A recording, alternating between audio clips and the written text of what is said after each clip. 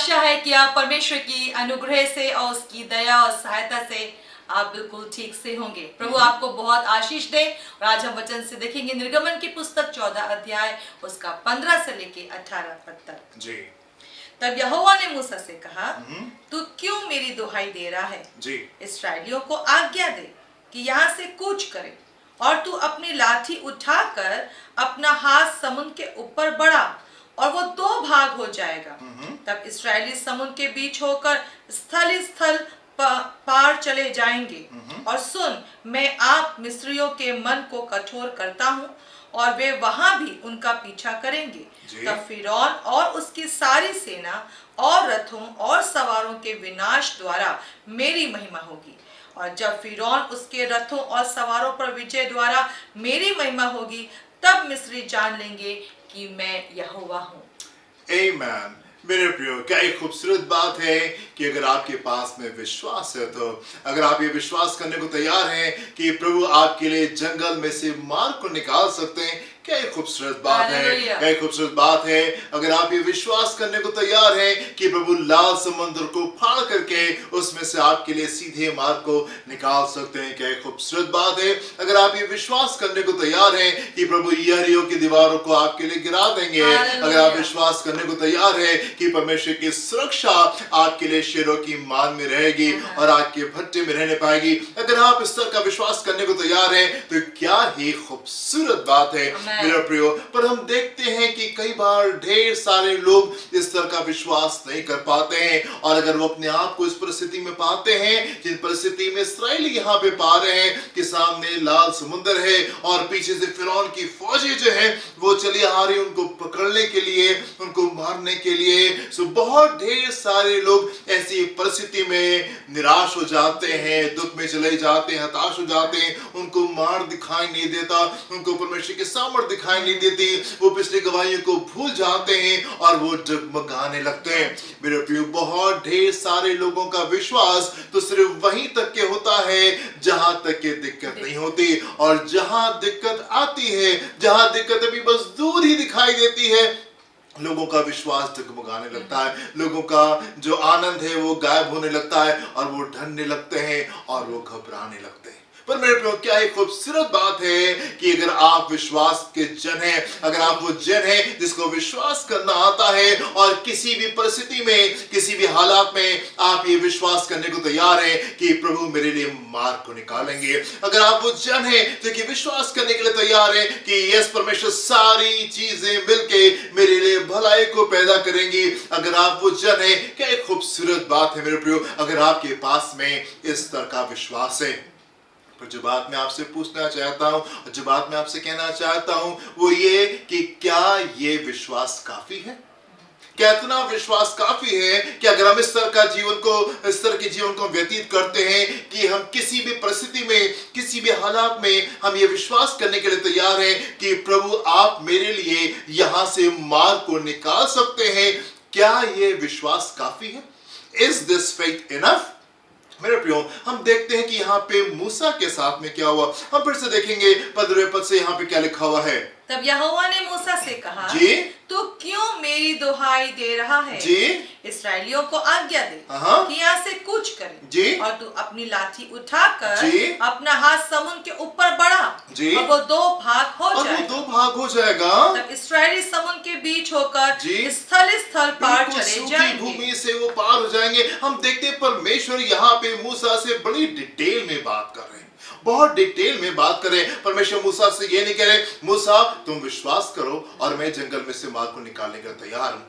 सब लोगों से बता दो और सब लोगों से कह दो कि बस वो मुझ पे विश्वास करें कि मैं जंगल में जल की धाराओं को बहाने वाला परमेश्वर हूं, मैं पत्थर से जल की धाराओं को बहाने वाला परमेश्वर हूं, मैं सामर्थी परमेश्वर हूं और मैं सब कुछ कर सकता हूं। वो बस विश्वास करें कि सारी चीजें मिलके भलाई को पैदा करेंगी। परमेश्वर मूसा से ये नहीं कह रहे हैं, परमेश्वर मूसा को बिल्कुल स्पेसिफिकली डिटेल में बता रहे कि देखो मूसा, तुमको ये करना है, तुमको अपनी लाठी को उठाना है। तुम मुझसे क्यों कह रहे हो? मैं तो तुमको पहली नहीं बता चुका हूं कि क्या होने जा रहा है। अपनी लाठी को उठाओ, और जब तुम अपनी लाठी को उठाओगे ये समंदर दो भागों में हो जाएगा और सूखी भूमि निकल करके आएगी और तुम सूखी भूमि से होकर के गुजर करके जाओगे और तुम्हारे पीछे पीछे फिर फिरौन की सेना आएगी और फिरौन की सेना को पानी में डुबो करके मेरी बड़ी महिमा होने पाएगी। परमेश्वर बहुत डिटेल में बात कर रहे हैं।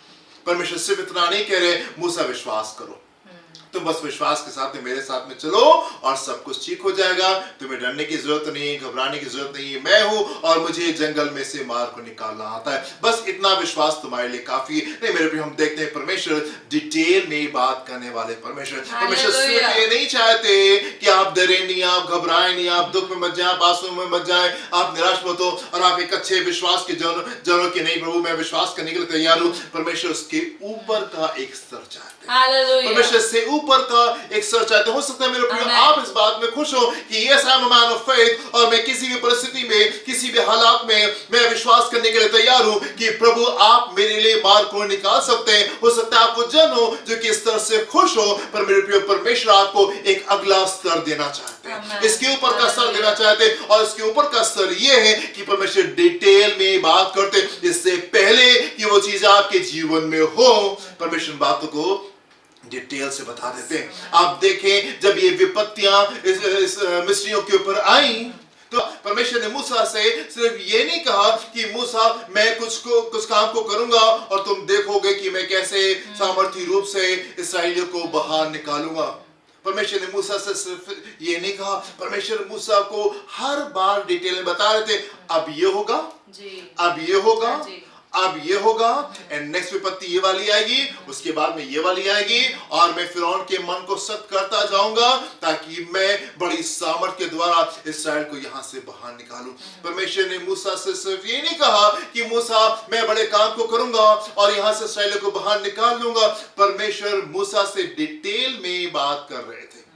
हर प्लेग से पहले, हर विपत्ति से पहले परमेश्वर मूसा को बता रहे थे अब ये होगा, अब ये होगा, अब ये होगा। परमेश्वर डिटेल से बात करने वाले परमेश्वर है। आप मेरे साथ में एक पद को देखें, पीड़ितों का काम उसका पहला अध्याय 4, 5 पद और 8वें पद को देखेंगे।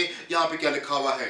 और उनसे मिलकर उन्हें आज्ञा दी जी, यरूशलेम को ना छोड़ो, यरूशलेम को ना छोड़ो, परंतु पिता की उस प्रतिज्ञा के पूरे होने की जी बात जोहते रहो, ठहरे रहना, मत निकलना यरूशलेम से जी, जिसकी चर्चा तुम मुझसे सुन चुके हो जी, क्योंकि यूहन्ना ने तो पानी में बपतिस्मा दिया है, परंतु थोड़े दिनों के बाद तुम पवित्र आत्मा से बपतिस्मा पाओगे जी।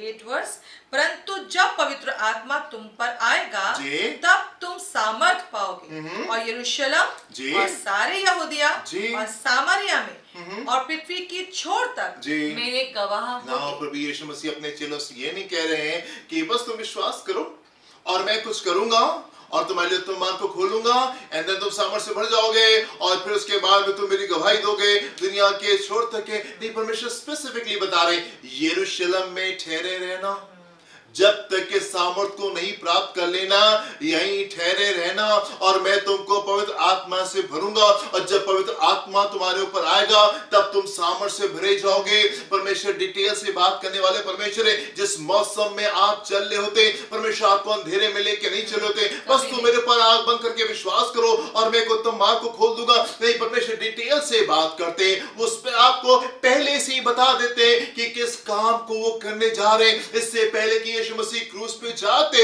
प्रभु यीशु मसीह ने अपने चेलों को ढेर सारी बार इस बात को बताया कि देखो वो समय आ गया है, मैं यरूशलेम जाऊंगा और वहां पे पकड़ लिया जाऊंगा, उसके बाद में मेरी मृत्यु होगी और तीसरे दिन मैं मृतकों में से जीवित होने पाऊंगा। परमेश्वर डिटेल से बात करने वाले परमेश्वर है। परमेश्वर डिटेल से बात करने वाले परमेश्वर। प्रभु यीशु मसीह जब लाजर की कब्र पे पहुंचते हैं तब क्या होता है? यूहन्ना उसका 11वां अध्याय उसके 23वें पद में प्रभु क्या कह रहे हैं यहाँ पे? यीशु ने उससे कहा जी, तेरा भाई फिर जी उठेगा। प्रभु ने उसको बता दिया। जब वो वहां पे पहुंचे तो प्रभु ने लाजर की बहनों को बोल दिया ये सुनो तुम्हारा भाई जीवित होगा और वो विश्वास करने के लिए तैयार नहीं थी। फिर आगे प्रभु यीशु मसीह क्या कह रहे हैं? मार्था ने उससे कहा, मैं जानती हूँ कि अंतिम दिनों में पुनरुत्थान के समय वो जी उठेगा। यीशु ने उससे कहा, पुनरुत्थान और जीवन मैं ही हूँ। जो कोई मुझ पर विश्वास करता है यदि मर भी जाए तो भी जिएगा। मैं प्रभु ने कहा, देखो मैं यहाँ पे आ गया हूँ, तुम्हारा भाई जिंदा हो जाएगा। परमेश्वर आपसे डिटेल में बात करते हैं और सिर्फ वो ये नहीं चाहते कि आपके पास में विश्वास हो कि नहीं प्रभु मैं विश्वास करने के लिए तैयार हूँ, आप मेरे लिए उत्तम मार्ग को निकालेंगे। परमेश्वर आपको एक अगले स्तर के ऊपर लेके आना चाहते हैं। परमेश्वर आपको एक नेक्स्ट स्टेप पे लेके जाना चाहते हैं, जहां पे आपको मालूम हो जिस मौसम से होकर के आप गुजर रहे हो, आपको मालूम हो कि ये मौसम किस बात का मौसम है। आपको मालूम होने पाए कि किस बात का मौसम मेरे पर जैसे ही विपत्ति आती है, दिक्कत आती है, ढेर सारे लोग डगमगाने लगते हैं। ढेर सारे लोगों का विश्वास जो होता है वो थरथराने लगता है, डगमगाने लगता है। हम निराशा में चले जाते हैं, मासूम में चले जाते हैं, अब क्या होगा, अब क्या होगा, अब क्या होगा, और हमारा विश्वास जो है वो दूर चला जाता है। पर मेरे प्रियो, क्या खूबसूरत बात है कि अगर आपके अंदर विश्वास है और आप ये विश्वास करने के लिए तैयार है कि प्रभु मेरे लिए उत्तम मार्ग को खोलेंगे, पर मेरे प्रियो ये विश्वास काफी नहीं है, क्योंकि परमेश्वर इससे नेक्स्ट लेवल का जीवन आपको देना चाहते हैं, जहां पे वो बताना चाहता है जिस मौसम में आप हैं उस मौसम में वो क्या कर रहा है। जिस मौसम में आप चल रहे हैं उस मौसम में परमेश्वर क्या कर रहा है। मेरे प्रिय दिनों, बहुत जरूरी है कि जिस मौसम में हम चल रहे हैं 2020 में, हम इस बात को समझने पाए कि परमेश्वर क्या कर रहे हैं। हम इस बात को समझने पाए कि परमेश्वर क्या करें। अगर आप आनंद के साथ में समय को बिताना चाहते हैं, अगर आप उछलते हुए, कूदते हुए और विजय के साथ में सीजन को बिताना चाहते हैं, बहुत जरूरी है कि आप समझने पाए, आप परमेश्वर के सम्मुख ठहरे और आप परमेश्वर से सुनने पाए कि परमेश्वर इस मौसम में क्या करने जा रहे हैं। आमीन। अपने स्तर को रेस करें और आप ऊंचे लेवल पे निकल के आने पाए, जहां परमेश्वर हमसे डिटेल से बात करते हैं। God bless you my dear friends. प्रभु आपको आशीष दें। अपनी आंखों को बंद करेंगे, हम प्रार्थना करेंगे। आमीन। पिता परमेश्वर, हम धन्यवाद करते हैं कि आप हमेशा से हम पर अपनी सारी बातों को प्रकट करते चले आए हैं। आपने हमेशा से ये चाहा है कि हम आपकी बातों को जानें। तो पिता, मैं प्रार्थना करना चाहती हूँ कि हमारे लोग विश्वास के एक और अगले स्तर पर आने पाए और प्रभु जी वो आपसे जानने पाए, वो सुनने पाए, वो समझने पाए कि आप उनको क्या बताना मांग रहे हैं। उनके कान प्रभु जी, हम सब लोगों के कान आपकी आवाज की ओर, पवित्र आत्मा आपकी ओर लगने पाए, क्योंकि आप सदा अगुवाई करने वाले परमेश्वर हैं। आप हमको कंफ्यूजन में नहीं रखते, अंधियारे में नहीं रखते हैं, आप उजियाले में लेके जाने वाले परमेश्वर हैं। हम सब लोगों की मदद करें, उस भूख को दे कि हम आपसे जानने पाए। प्रार्थना यीशु के नाम से मांगते हैं। आमीन, आमीन, आमीन। प्रभु आपको आशीष दे। God bless you। जय मसीह की।